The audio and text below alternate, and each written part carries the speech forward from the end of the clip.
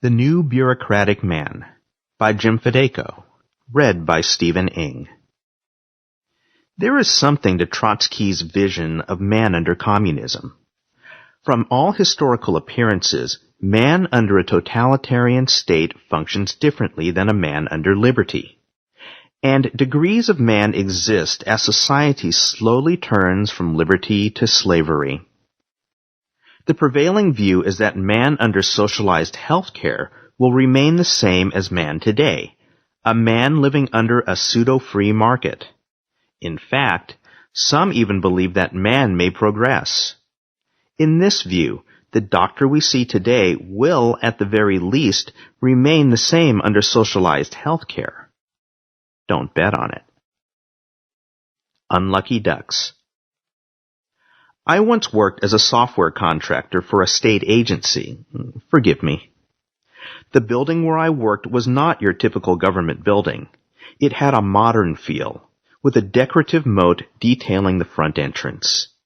The front door, guarded of course, was accessible via a walkway bridge of sorts. It's not what you may be thinking. It was very subtle and nice. However, the drop from the bridge to the mulch-covered bush-laden moat was a good 3 feet. One year, at the beginning of spring, a duck built a nest in the moat, under one of the many bushes. As her ducklings hatched and grew, it came time for them to search for water. However, despite their repeated attempts, the ducklings could not jump from the moat to the walkway bridge. One of the employees in the building asked the building manager if he, the employee, could place a wooden ramp to allow the ducklings to waddle out of the moat. Being a good state employee himself, the building manager called the State Department of Natural Resources for guidance. The answer: since ducks are migratory birds, no one could do anything. The next morning, someone plastered official signs around the entrance stating that any attempt to help the ducks was a violation of law. No ramp, no water, no food. Any violators, you know this already, would be prosecuted to the fullest extent. Soon we had a real scene. The mother duck would leave the moat and encourage her ducklings to follow. They couldn't, of course. She would march back and forth on the walkway bridge and quack in desperation. All the while, the guard at the entrance stood watch, stopping any attempt to help. Repeated calls to the bureaucrats at the Department of Natural Resources were answered by a repetition of laws and fines, and not one of the department employees was going to go against the rules, or even ask for an exemption for any reason. The ducklings died days later. There you have it. Upon joining the state, the Department of Resource folks who likely dreamed of careers helping wildlife, became staunch bureaucrats, enforcing rules over reason.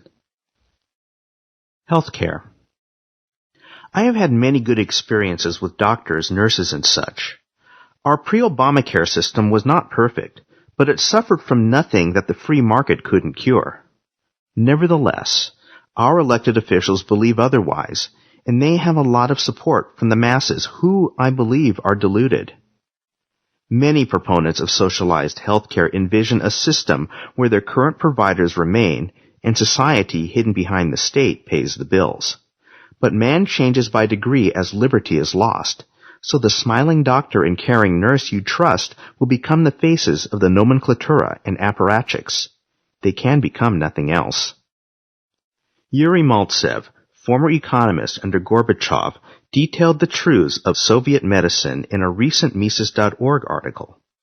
He wrote of drunken medical professionals roaming the halls of filthy hospitals devoid of necessary equipment and supplies. And he wrote of a system where adherence to the rules of the bureaucracy trumped reason and sanity. Meeting quotas was the mission, not serving the patients. So people died due to the rules of the bureaucracy, and no one could or would do otherwise. Do we really believe the conduct of Russians under socialist rule was due to genetics or geography? Do we really believe there is something unique about Russians or Russia and all the other groups who lived under socialist rule? Do we really believe Americans under that very same system would comport themselves in a different manner, as if altruism were genetic in the 50 states? Does anyone really believe any of that? We have a tough case to make. We have supporters of socialized healthcare dreaming that everything will remain the same, except someone else will pay the bill. It's a nice fantasy, but a fantasy nonetheless, and fantasies can be hard to defeat at times. On our side, we have the science of economics that says the system will collapse in the end. It will collapse under its own weight due to the state's inability to allocate resources efficiently.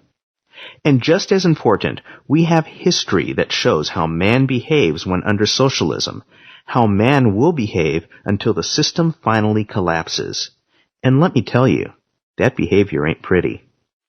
Your doctor and nurse, no matter how nice today, will become the bureaucracy. They will see you in terms of state rules and regulations. They will push you out into the cold rather than risk having you die on sight and them having to suffer the consequences of a bad report to the central authorities. Of course, your beloved healthcare professionals will not change overnight from Dr. Jekyll to Mr. Hyde. No. They will slowly change as the cloud of socialized medicine and accompanying bureaucracy incessantly rots their souls, as it rots our souls as well. It will happen. It has to. To think otherwise is to be that mother duck expecting officials of the state to rescue her ducklings because that is what employees of the Department of Natural Resources are supposed to do. Rescue wildlife.